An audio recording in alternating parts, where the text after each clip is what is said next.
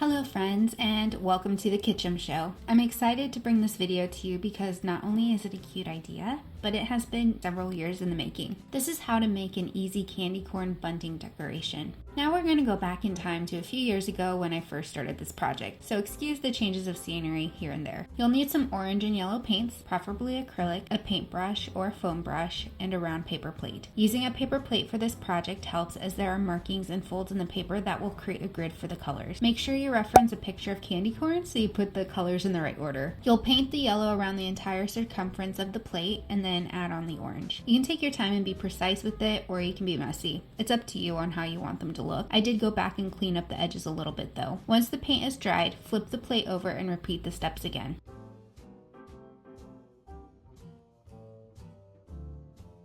You'll want to create multiple painted plates, and if you like, you can mix colors to create other kinds of candy corn, like this harvest corn one, which is my favorite. Once everything is dry, you'll cut each plate into fourths, and you'll want to trim the sides going up to the point to make it look more like the shape of a candy corn.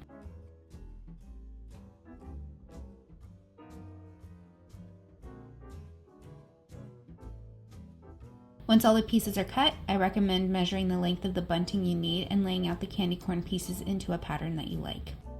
Once you know the pattern, you can use a hole punch at the top of each candy corn for the string. The hole punch is easiest, but I found that using the tip of my scissors and making a smaller hole works just as well. I used a small weighted string to thread and make the bunting. I first measured out about 5 or 6 inches longer than the length of the cupboard door to make sure I'd have enough string. Start at the end and carefully secure the candy corn piece with a knot. Carefully thread the next candy corn onto the string and secure with another knot, making sure that the pieces are facing the right direction and are evenly spaced. It helps if you lay them flat on your surface. I did a 3-piece pattern for my cupboard doors, but if you hang it in a doorway or somewhere else, just be sure to measure enough string to allow the bunting to hang loosely so they don't tear. I alternated patterns and hung them onto my cupboard doors using tape. You can trim the string or hide it behind the cupboard door if it's too long.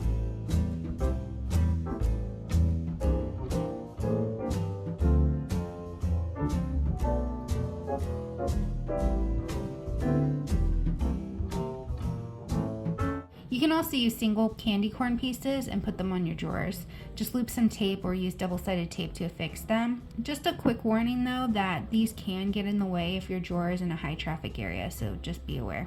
I love how simple and cute this decoration is. You can do it yourself or do it with your kids and have fun making this craft together.